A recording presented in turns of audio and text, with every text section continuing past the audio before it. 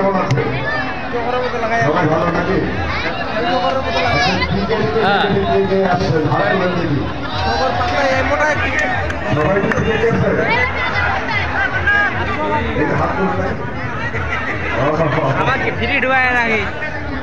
দর্শক শুরুতে এই অনুষ্ঠানে যারা আয়োজন করেছে তাদের জন্য জোরে একটা হাততালি হয়ে যায়।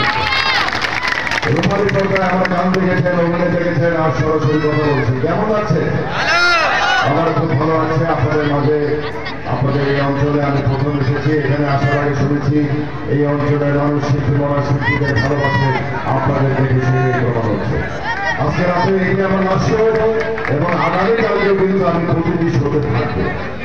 যারা এসেছেন তারা আপনার বন্ধু বান্ধব আত্মীয় স্বজনকে বলবেন যে অমিত হাসান আগামীকালকেও থাকবে। দর্শক এই যেমন আমার প্রায় 600 ছবি মুক্তি পেয়েছে। প্রথম ছবির নাম চেতনা, আর আমার দেশের বাড়ি হচ্ছে কানায়। তবে আপনাদের কাছে অনুরোধ, আমার অনুষ্ঠান চলাকালীন আপনারা ভিডিও থেকে বিরত থাকবেন। যদি আপনারা এখান থেকে ভিডিও করেন তাহলে কিন্তু সামনে যাওয়া যাবে। অতএব আমরা এখানে গান করবো, নাচ করবো, আপনারা এনজয় করবেন, ঠিক আছে?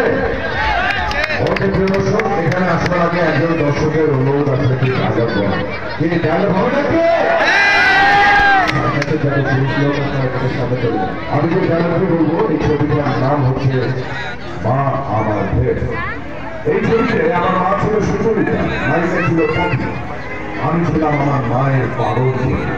প্রতিটা সন্তানের কাছে মা হচ্ছে আপন, মা হচ্ছে সর্ব, মা হচ্ছে ঠিক এরকম একটি চরিত্রে আমি অভিনয় করেছি। কমেডি ভাবে দৃষ্টি আকর্ষণ করছি, আপনারা এখানে চলে যান।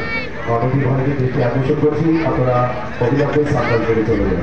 প্রিয় দর্শক, একজন এসে বলো ভাই মাই তো কাঁদতেছে। আমি জিজ্ঞেস করলাম কেন মাই কাঁদবে কেন? অনেকে দই দিয়া ভাত খাইবো, বন্ধুরা দই দিয়া এই জন্য কাঁদতেছে। এটা শোনার পর যে ডায়লগটি বলেছিলাম সেটি আমি আপনাদেরকে শোনাচ্ছি।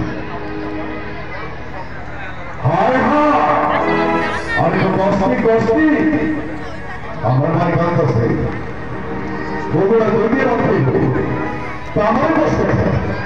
আরে আরে বন্ধুরা যখন দই আসবে আমার বাড়িতে, আমার মায়ের বন্ধুরা দই দিয়ে ভাত খাইবো। সেই ছোটবেলায় আমার বাপ মরে গেছে, তুই আমার বুকে করে মানুষ করতো।